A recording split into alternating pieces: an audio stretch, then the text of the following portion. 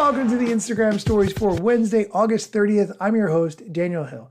I want to start off by highlighting an amazing review I got on Apple Podcasts from a listener who has been listening for years. It is from Willow Baby 2, who said, quote, I found this podcast while scrolling through Amazon morning routine apps at one point. I started listening to it in the pandemic and honestly listened to it a few times a week, every single week. I don't know why it's not more well known. The stories are succinct and great quality information. I have learned a lot as an influencer from this podcast. End quote. This has to be one of the best, if not the best review I've ever gotten. So I just want to say thank you so much.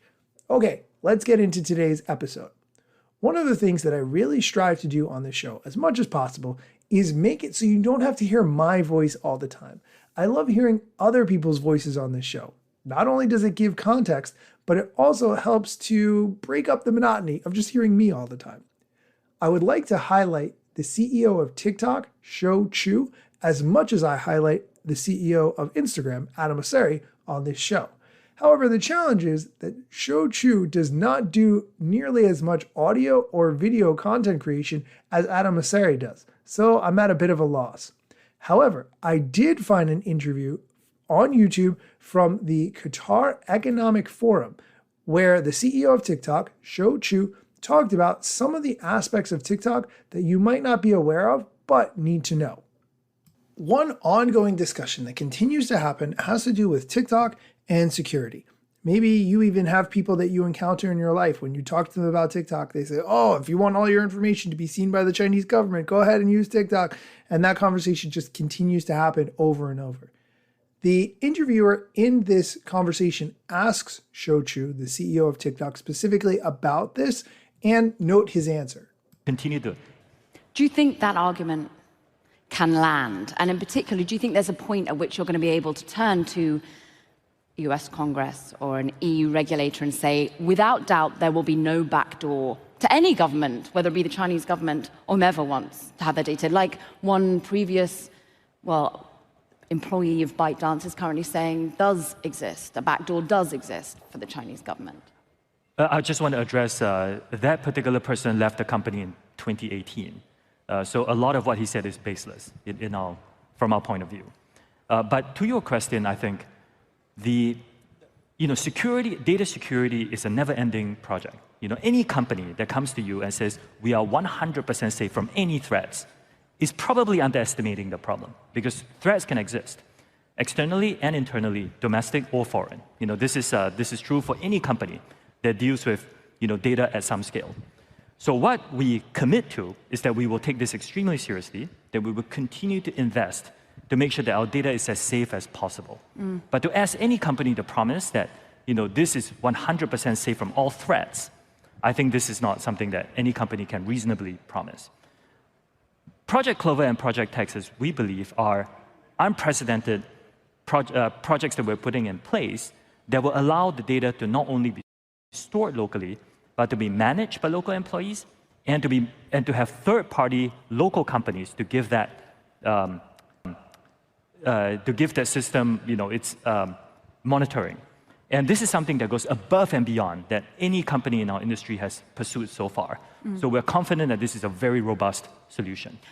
I think that is a great clip. I really want to get more of Shou on this show. If you find some way to get either video or audio content of him, if you could share that with me, I would super appreciate it. We're going to take a quick break. When we come back, we're going to talk about Instagram and how to make money, so stick around. This episode is brought to you by Michigan Economic Development Corporation. In Michigan, you can have both a rewarding career and a quality lifestyle, with plentiful career opportunities in world-changing, innovating industries, from electric vehicles to clean energy to biotech, with room for advancement no matter where you are in your career. Plus, Michigan offers a welcoming, beautiful, affordable, and inclusive community for all. Live your best life. You can in Michigan. Visit themichiganlife.org. Welcome back. Adam Mosseri, the head of Instagram, recently talked about how creators can make money on Instagram, and he talked for about a minute all on the topic of bonuses. Bonuses are something that used to be available but have since been removed. I continue to believe that Instagram needs to pay creators. You can argue whether or not that's a good idea, whether that makes financial sense, but the fact is, people go to Instagram because they see content. The people who create that content are pretty much working for free. Here's this explanation about eligibility for bonuses. The whole idea about bonuses is to pay people who create reels that drive enough incremental engagement with the app that it actually makes us more money than the checks that we pay. Otherwise, if we're paying people to create content, but it doesn't actually grow the overall pie, then we're just burning money, which doesn't seem like a good business idea. So we're currently testing different variations of these ideas in South Korea and in Japan. And if we get to a good place, we will scale it out more broadly, but it'll never be the primary way that creators make money on Instagram. We're exploring other things I think make more sense for broad appeal, whether that is subscriptions or brand deals or other forms. I don't know. It'll depend on which creator, because each creator's business is different.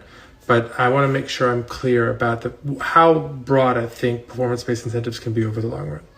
I continue to think that Instagram needs a system either to match up people, regardless of their size of their audience, with the right brands for brand deals or some other kind of way so that creators can easily make money and then will be tied to that platform.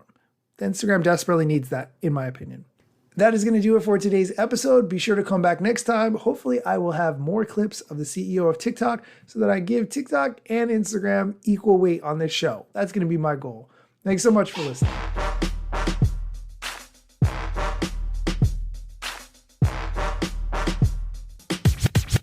I'm not yet a member of the Instagram team, but my podcast covers many Instagram themes. But the name, image, logos are trademarks of Instagram and the LCC in the USA and every territory. Everything I publish independently until Zuck returns my DMs and starts to pay my salary. Not sponsored or endorsed, no lies, no fallacies. I use their logo with permission, not malicious or callously. No trademark violation, filling all criteria. Follow me on Instagram or Twitter at Daniel Hill Media.